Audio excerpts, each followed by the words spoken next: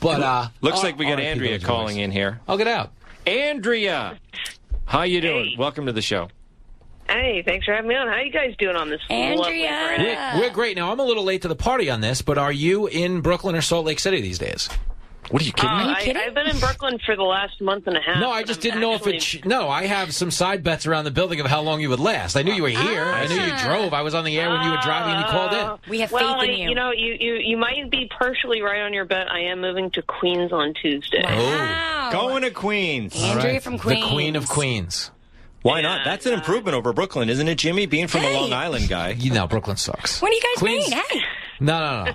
Brooklyn's very overrated. What happened is, like, where are you from in Brooklyn, by the way? Can I ask you this? Well, I am from in Fort Greene-ish area. Yeah, but like it's OG Fort Greene, and it's got some character. Downtown is I'm hard not telling still. you there aren't nice areas. Downtown, I mean, Williamsburg, you're right. I agree. It's a little, froofy. But no, Andrea, I'm very pro Queens on this exchange. Yes, good for you.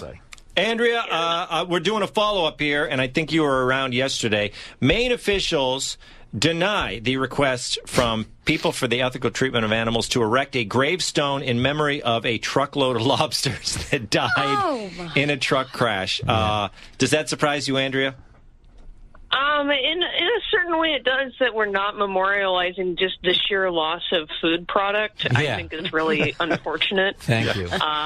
That's it. They could have a gravestone, but to just say, here, it here should just be stands. like a giant slab of bologna or something. Yeah, no, it should be a monument. It should be a cup of butter. They should put up a big cup of dipping butter. Yeah, butter and bug meat. Yeah, exactly. Oh my God.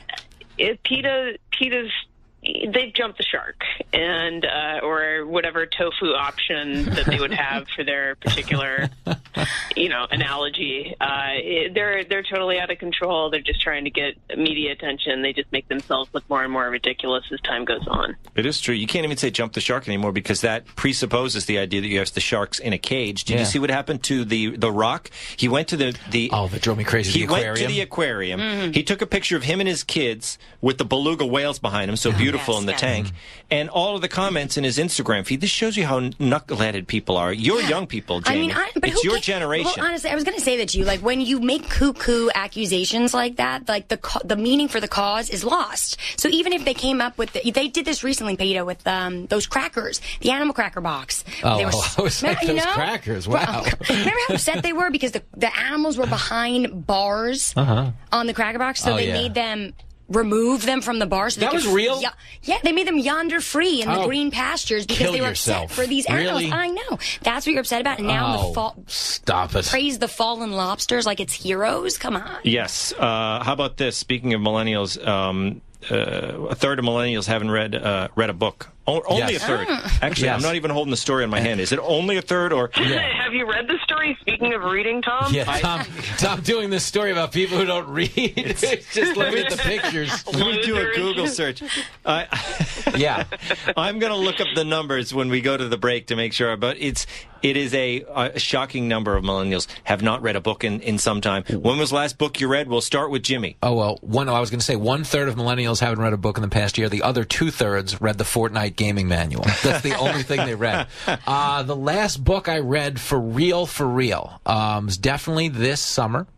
And it was, I read a few things this summer, but I just want to be clear. I read a George Steinbrenner book called I'm a Piece of Garbage for Not Knowing the Author's Name. But the reason it stuck with me, I read Mickey Mantle, The Last Boy this summer. I read a lot about sports. A lot of baseball. But the reason I read the Steinbrenner book specifically is because in the 80s, his box at Yankee Stadium was like a social scene. It was a happening place for like Barbara Walters to hang out. And a young Donald Trump used to hang out there. Wow. And Really? Bill Madden, yes. Thank you very much. Good job. Bill Madden wrote the book? Yes, and whatchamacallit. It was pretty interesting because he talked about how Trump was very influenced by George Steinbrenner, who was like a big developer and held court. He was a shipbuilder, but he was a loud guy, bombastic, made a lot of headlines. Yeah. We'll go to LaBella. Jamie? Yeah, the last book I read was When the Astors Owned New York, and it was about John Jacob Astor and the Gilded Age of New York City. And it was when...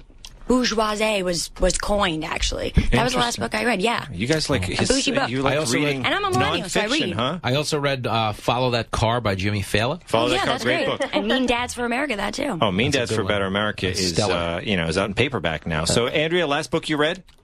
Actually, one that I think you loaned me, Tom. How Do I Taxi by Kristen Tate. I keep reading it at my platelet appointments. It keeps messing with my blood pressure, and they tell me to shut that book and get on social media. So yes. hasn't been working out. How Do I Taxi? All nonfiction. Very interesting. There it is. Well, thank you for the call, Andrea.